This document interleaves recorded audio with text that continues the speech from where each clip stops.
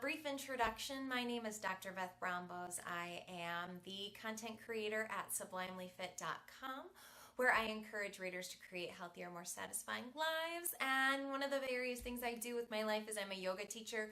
So I'm super excited to get on today and chat through some of my best tips for learning how to use yoga as a stress reducer. You've probably heard a lot about how yoga can be a great stress reducer. It's one of the reasons a lot of people begin yoga practices. And so I just wanted to come on and give some of my tips because it's not immediately evident or it's not super easy to do, especially at first, especially if you're a worrier. It's really hard to get into. You think you're just sitting here and like your brain keeps going and going. So if you're like I was when I first started yoga, do want to kind of offer these tips to you because I think it will really change your outlook on yoga. Before I get into that, I do want to let you know if you head to my blog, sublimelyfit.com/mini course. That's MINICOURSE. I have a free 3-part mini course that will actually teach you in a daily video over 3 days some of my best tips on how to use yoga to reduce stress. So I would strongly suggest heading on over and doing that. Again, it's totally free, sublimelyfit.com/mini course. But to get into yoga and stress relief, again, when you know what you're doing, yoga can be extremely relaxing, very good at relieving stress. However, if you are new to yoga or mostly people who are new to yoga, but then there's some people who have been practicing for a while, but they're just not very good at letting go. It does take time. And the number one thing I want to emphasize to you is it takes practice. You are not going to automatically just do your first, or most people won't anyway, take your first yoga class and then all of a sudden, everything changes. Most people, it takes them a little while to really get the mental aspect of yoga, which is a large part of why we call it a yoga practice, is that, number one, there's not an emphasis on perfection every single time you take a class, but knowing that it is a journey, that it does take a little while to practice letting go of things. So obviously the physical part of yoga takes some practice, but the mental part of yoga especially takes a lot of practice. If you have ever sat down to try a seated meditation, you know how hard it is to turn off your brain. It just, especially for those of us, I know I'm certainly this way. My tendency is to have a lot of thoughts going through my brain. I've always been a worrier. I have anxiety disorder. It's very hard for me to let go. And so this is something that I struggled with a lot in my yoga practice. I will freely admit that the toughest pose for me in yoga classes is Shavasana corpse pose at the end of a class where you're just supposed to sit there and clear your mind and kind of meditate a little bit. So hard to do. But one of the things that can really help is finding the right style of yoga for you. Some people find it a little bit easier to turn off their thoughts, and so a practice almost like a gentler yoga, like a restorative or a hatha yoga, they're able to turn things off or, turn off thoughts and just let go and be present.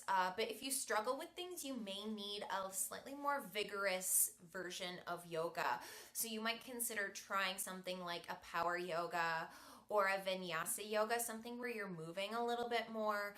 For a lot of us who have trouble letting go, who have, again, a lot of thoughts running through the head constantly, that actually the more vigorous forms of yoga can actually help a little bit more with that. And that was my personal experience, is that by going to a vigorous class, I was able kind of to actually like physically work out some of that anxious energy I had. Definitely working out some of the adrenaline in my system, helping to let go of cortisol. You're going to help release endorphins in your brain, those feel-good chemicals in your brain. And so some of us need a slightly more vigorous practice If you're one of those who has a lot of thoughts going through your head, but you don't quite have the physical strength, there are definitely modifications you can take, and you can still get a similar physical experience without having to do all of the full poses. So don't let that hold you back. Don't let flexibility hold you back. But so number one, again, you want to know that it does take practice. Again, point number two, find the style of yoga that works for you mentally. And then number three, incorporate in some little, actually like visualizations. For me, a lot in my yoga class, I use my breath to help visualize letting go. So one of the things that I do all the time is, for example, in a hip opener, I imagine the tension from my hip transferring to my breath as I exhale, and I'll sigh it out. Sometimes like I feel kind of like stuff coming up. Full disclosure, I've cried on my mat. And a lot of that really comes from, again, using that physical movement to help facilitate an emotional release. And it really does work, not just in a sort of a spiritual sort of way, but there are, I mean, obviously it is to some extent, but there have been a lot of actual scientific studies that have shown that a regular yoga practice, being mindful, practicing being present mentally, which is something you'll get out of yoga, all of that really does lead to clinical outcomes. You're a happier person, you feel less stressed, you just feel better.